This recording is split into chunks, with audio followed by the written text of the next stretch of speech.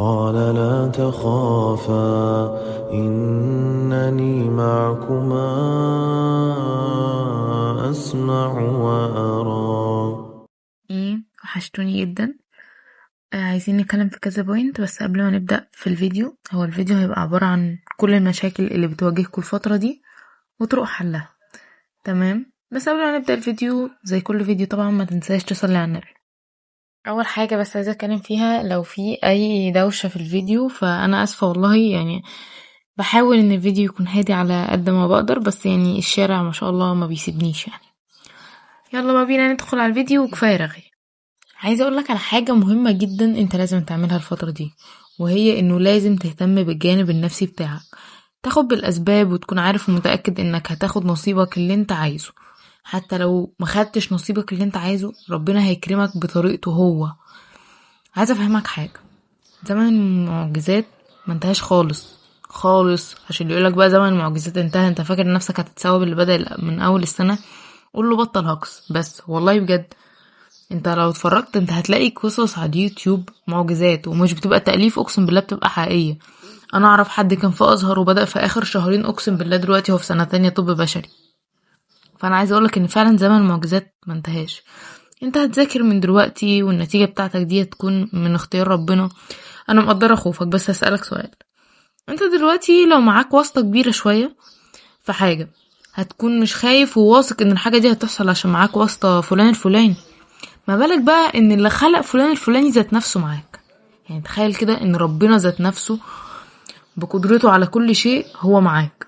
ربنا قادر على كل شيء، وانا عايزاك تفهم النقطة دي، انك ما تعلقش املك على حاجة بشرية. يعني مثلا ما تقولش انا هنجح بالغش، طب انا ما ذاكرتش بس هغش كده، فاهم؟ علق نفسك ان ربنا كريم وقادر على كل شيء وهيكرمك بإذن الله. اول مشكلة وهي النوم الكتير. انا بنام كتير وبهرب بالنوم ومش بذاكر، وممكن انام اليوم كله ومش عارفة ايه. بص، انت بتهرب من النوم بسبب المذاكرة، لانك مش عارف تعمل ايه في المذاكرة. حاسس ان انت بتجري في طريق فاضي وما بتكسبش منه اي حاجة، وكل محاولاتك بتفشل ومش عارف تلتزم بجدول. احنا هنركن كل ده دلوقتي على جنب وهنمسك في مشكلة النوم. اول خطوة المفروض تعملها عشان تظبط نومك، ما تشربش اي حاجة فيها كافيين قبل النوم بساعتين. تاني خطوة تصلي العشاء وتنام. المنبه اللي انت تظبطه هيضرب بعد 6 ساعات، بس يبقى بعيد عنك. تمام؟ يعني مثلا انت على سريرك، هو على المكتب، على كرسي، على ضرب، اي حاجة بعيدة عنك عشان تقوم وتطفيه. تحط نغمة انت ما بتطقش تسمعها، نغمة مزعجة جدا عشان غصب عنك تقوم وتطفيه وما تطنش. تمام؟ اشرب مية قبل ما تنام، واقرأ اذكار النوم، واقرأ سورة الملك. ويا ريت يعني آية الكرسي تقرأها تاني غير اذكار النوم، عشان يعني انا بعمل كده مش عارفة ليه، بس انا بحس ان بصحى بدري لما بعمل كده. طبعا هتقولي انا جربت كل ده وما ينفعش، انت هتجيبي لي هتعملي لي ايه يعني؟ هقولك على حاجة، اسهر او طبق يوم او يومين، عشان لما تيجي تنام تكون مرهق جدا وتنام اللي هو عارف تنام زي القتيل، حرفيا تنام زي القتيل. انا كل ما بذاكر بكون عايزة انام، اعمل قهوة ومش بفوق، اتوضى.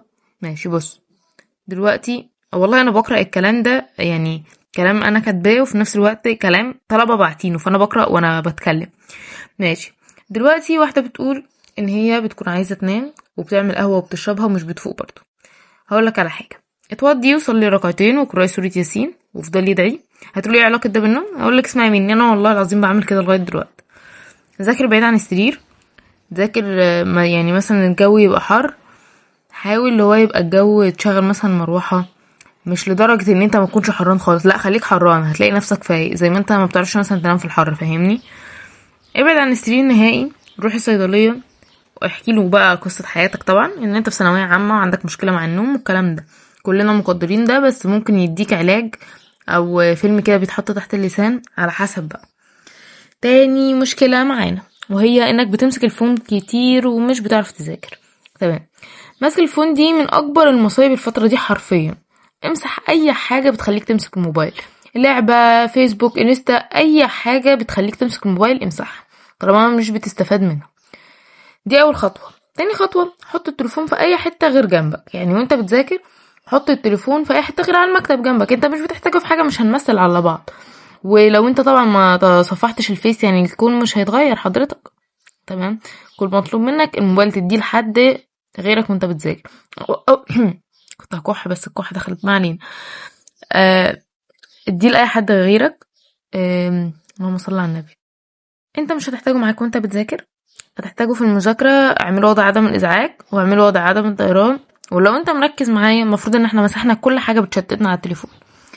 ألم المتراكم ولا امشي في المراجعة؟ امشي في المراجعة. ماشي. بص، تلم المتراكم ولا تمشي في المراجعة ولا تمشي بأي جدول من اللي أنا منزلاهم؟ أولا أنا مش هختار لك الجدول، المفروض أنت تختار الجدول اللي يريحك. أمشي في المراجعة ولا أمشي في المتراكم؟ سيبك من المتراكم خالص، المتراكم ده هيتلم في المراجعة. كل المطلوب منك الفترة دي هي حاجة واحدة بس، الالتزام. تصحى بدري، تذاكر كتير، وتنام بدري. ده مطلوب منك. طيب برضو انت مردتش عليا امشي الجدول ازاي وانا مراكم عليا محاضرات. مثلا في اليوم الاول مثلا عليك باب اول فيزياء، تمام، هتذاكر باب الاول فيزياء دي من محاضرات المراجعة بتاعتك، فاهمني؟ فانت كده هتكون ماشي في المراجعة وماشي في الجدول. مش عايز تمشي في الجدول، اعمل جدول بسيط بالنسبة لك وتقدر تلتزم بيه. بطل ان انت تعلق بقى اللي هو انا بعت فلان الفلاني وده شخصية مشهورة جدا وما ردش عليا. لا، مفيش الكلام ده. اعمل جدولك لنفسك، ماشي. وطبعا المشكلة الرابعة بتاعتنا، اقعد من الدروس ولا اخد اونلاين؟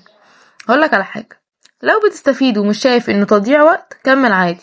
بس لو في فرصة ان نفس المدرس ده بيدي اونلاين، لا عادي، حول اونلاين افضل بكتير عشان وقتك. احل شامل امتى؟ من اول المراجعة.